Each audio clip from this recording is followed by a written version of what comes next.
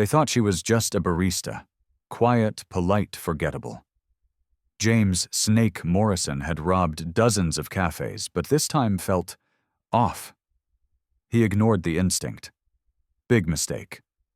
Because what he didn't know was that Maya Chen once wore a different uniform as a Navy SEAL with 3 tours behind her. And when the gun came up, she didn't flinch. She moved fast.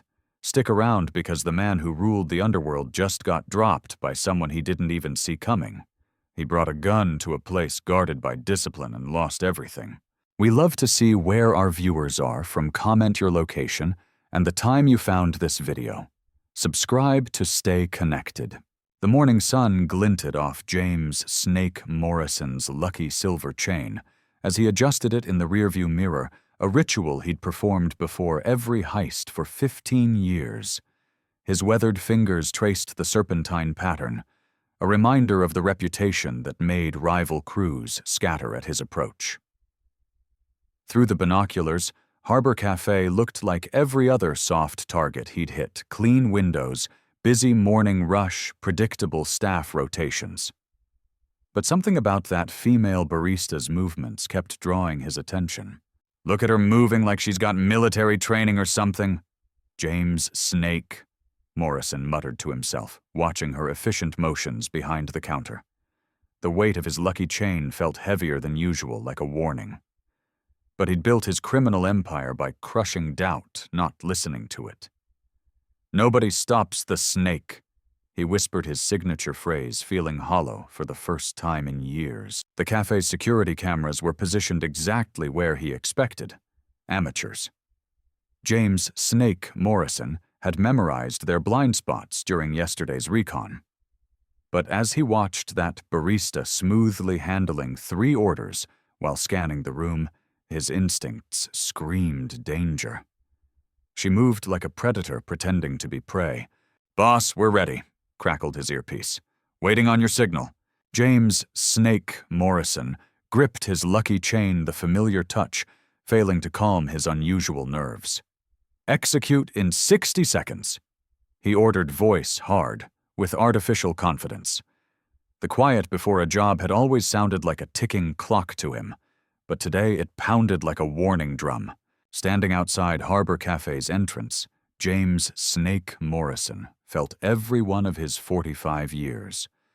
The weight of his reputation, his crew's expectations, and that damned silver chain seemed to press down on him all at once. But he was committed now. As he pushed through the door, the bell's cheerful jingle felt like a death knell. "Everyone on the ground," James "Snake" Morrison bellowed, drawing his weapon. The usual chaos erupted, screams, spilled coffee, smartphones clattering to the floor. But that barista... She didn't flinch. Instead, she locked eyes with him, her gaze unnervingly steady.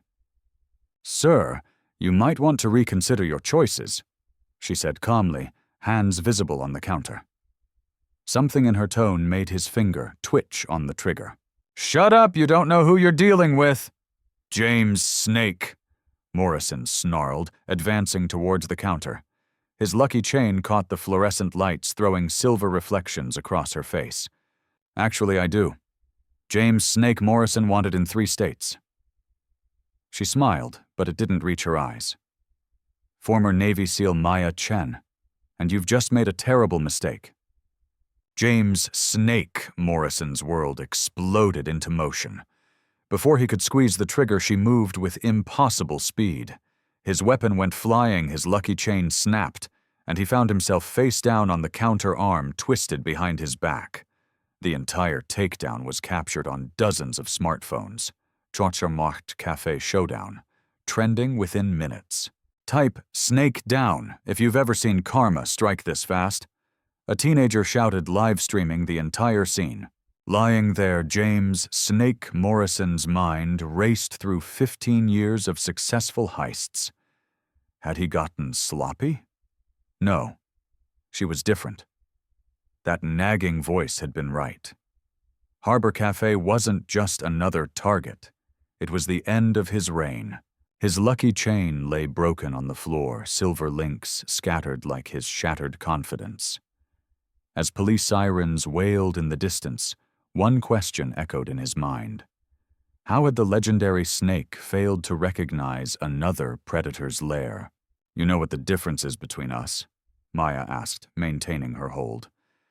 "I chose to protect people instead of preying on them. That's why you never saw me coming." The last thing James "Snake" Morrison saw before the police entered was his reflection in a coffee pot, a fallen king in his own domain, taken down by someone who'd chosen a different path. Would his reputation survive this humiliation? As Truer Cafe Showdown exploded across social media, he already knew the answer.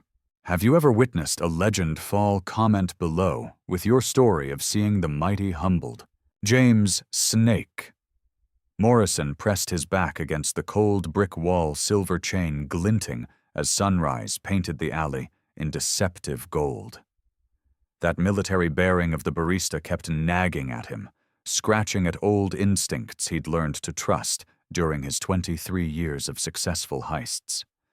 The chain, his lucky charm through countless jobs, felt unusually heavy against his chest. Snake's never wrong about a mark. He reassured himself, fingering the silver links that had become his signature, his totem of invincibility. But the memory of how that woman moved behind the counter, all controlled grace and situational awareness, made his stomach knot. He'd seen that same efficiency in Leavenworth, watching ex-military inmates who could spot trouble before it started. His fingers traced old scars as darker memories surfaced. The guard in Illinois who'd served 3 tours before taking up corrections, who'd seen through every one of Snake's schemes before they hatched. "You're getting soft," Snake muttered, gripping the chain tighter. "Some coffee shop workers got you jumping at shadows." The research had been perfect. Harbor cafes daily take their security systems blind spots, the sleepy morning routine. But watching through the window now, Snake noticed details he'd missed before. The way she positioned herself with clear sight lines to both entrances. How she kept her hands free and ready while wiping tables. Little things that spoke volumes to someone who'd spent a lifetime reading potential victims. Recent statistics flashed through his mind. The rising number of veterans entering civilian workforce, especially women veterans. He'd read about it in prison, never thinking it would matter to his work. 20% of new small business owners are veterans, he remembered. But what are the odds? The chain clinked softly as he paced the alley, his crew watching with growing unease. They'd never seen Snake second-guess a job before. Through his earpiece, Tommy whispered, "Boss, you're making me nervous here." Snake's hand trembled slightly as he adjusted his mask. The weight of his reputation pressed down harder than the chain ever had. 23 years of perfect jobs. They called him Snake because he always found the soft underbelly, always struck where least expected. Never once had he walked away from a mark. Have you ever felt your instincts screaming while your pride holds you hostage? Snake wondered, remembering the first lesson his mentor had taught him. The deadliest predator knows when to abort. But that same mentor had also warned him that reputation was everything in their world. The moment you showed weakness, you lost control. His crew shifted restlessly. Through the window, the barista moved with that same measured grace that set off every alarm in his criminal database. Years of experience cataloging potential threats wrestled with decades of pride. The silver chain caught the strengthening sunlight, demanding attention. Snake remembered the day he'd taken it off his first major score, a symbol of his rise from petty thief to criminal mastermind. Now it felt like a noose. Type instinct in the comments if you've ever had to choose between your gut feeling and your pride. A smart snake knows which prey is actually a mongoose in disguise. His old mentor's voice echoed. Scientific studies on predator-prey dynamics flashed through his mind, how the most successful hunters weren't the strongest, but the ones who could accurately assess risk. Snake's fingers wrapped around his lucky chain, no longer drawing comfort from its familiar weight. For the first time in 23 years, The silver links felt cold against his skin, whispering warnings he couldn't ignore. James Snake. Morrison's hands trembled as he reviewed the security footage for the 20th time, watching his empire crumble in pristine high definition. The timestamp mocked him. 2:47 p.m., the moment when everything changed. His finger traced the screen, following the blur of movement that was Maya Chen, the way she had dismantled his crew with military precision. The viral video had already reached 2 million views. The barista beatdown was trending, and every news outlet wanted to know more about the hero barista of Harbor Cafe. But they were also digging deeper, uncovering his past operations, connecting dots he'd spent years obscuring. His phone buzzed incessantly with messages from former associates distancing themselves. "You're too hot now, Snake," read the latest text. "We can't risk the connection." Each notification felt like another nail in his coffin. James Snake Morrison's silver chain, his lucky charm since his first successful heist, lay broken in an evidence bag somewhere. He could still hear it shattering the links, scattering across the cafe floor like omens of his future. His fingers instinctively reached for where it should have been, finding only bare skin. The pain in his ribs throbbed with every breath, a constant reminder of his humiliation. But it wasn't the physical defeat that haunted him. It was the look in Maya's eyes as she'd held him down. She'd seen right through his carefully constructed facade, recognized the desperation behind his bravado. In that moment, he wasn't the feared James Snake Morrison. He was just another failed predator who'd chosen the wrong prey. "They're calling her a hero," his last remaining lieutenant reported nervously. "Ex-Navy SEAL, 3 tours, the kind of background that's going to bring heat we can't handle." James Snake Morrison stared at his reflection in the darkened window of his safe house. The man looking back seemed smaller, somehow diminished. His inner voice, usually so confident, now whispered doubts. Was this how it felt for all those people I terrorized? This helplessness. The sound of police sirens in the distance made him flinch. Anonymous tips were flooding in, old victims emboldened by his moment of weakness. The carefully constructed walls of his criminal enterprise were cracking, and through those cracks, justice was seeping in. His burner phone lit up with a news alert. "Harbor Cafe incident leads to major criminal investigation." The article mentioned his full name, detailed his suspected crimes, and featured that damned security footage screenshot, the moment Maya Chen had him pinned, his face pressed against the coffee-stained floor. James Snake. Morrison's hands clenched into fists. He'd built his reputation on being untouchable, but in 30 seconds a barista had shown the world just how touchable he really was. The worst part, he couldn't even blame her. She'd fought with honor, with purpose, everything he'd abandoned long ago for the empty promise of easy money and false power. Drop 2 if you think Snake's broken chain symbolizes his breaking empire. His world was collapsing, and for the first time in his criminal career, James Snake Morrison didn't have an escape plan. Because how do you escape the truth about yourself once it's been exposed to the world? The sirens were getting closer now, and James Snake Morrison knew, with the same certainty that had once made him feared, that his time as a free man was running out. The warrior barista hadn't just broken his body, she'd broken the myth of Snake Morrison, and myths once shattered can never be rebuilt. James Snake. Morrison stared at my reflection in the precinct's 2-way mirror, my silver chain, the one that had marked every successful heist for 15 years, now just another piece of evidence in a plastic bag. The fluorescent lights made the fresh bruise on my jaw look almost purple. Officer Martinez's typing echoed through the room as she logged my possessions, each click of her keyboard another nail in my coffin. "Item Thornton 47, silver chain, approximately 24 inches. Her voice faded into background noise as my phone, confiscated but still visible on her desk, lit up with another notification. Barista Badass was trending nationwide, and my face was plastered across every social media platform. 3 million views now. The security footage played in perfect clarity. Me, the great Snake Morrison, taken down by a barista who moved like a ghost. My fingers instinctively reached for the phantom weight of my chain, finding only empty air. "You want some water, Morrison?" Martinez asked, but I barely heard her. On her computer screen, I watched myself fall again and again in an endless loop. But it wasn't the takedown that haunted me. It was that split second before when Maya Chen's eyes met mine. I'd seen that look before, in prison mirrors, in late-night reflections. The look of someone fighting more than what's in front of them. "I want to make a statement." I heard myself say, my voice rougher than intended. Martinez's typing stopped. "Full confession. Everything." "Everything," she raised an eyebrow. "That's a lot of years you're looking at Morrison."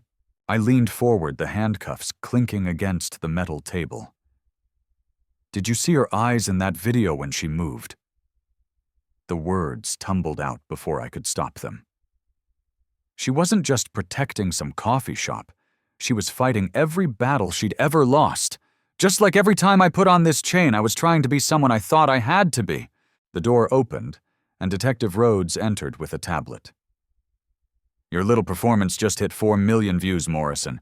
Snakedown is trending now, too." He placed the tablet in front of me, showing comments flooding in. "Navy SEAL turned barista destroys career criminal. Watch this veteran serve justice instead of lattes.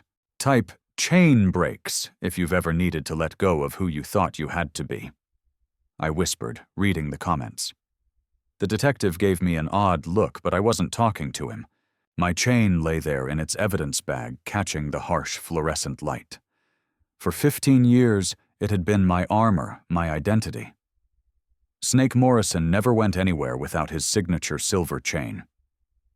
But sitting there watching that footage play again and again, I saw something different. I saw a man hiding behind silver links facing someone who'd found the courage to be real.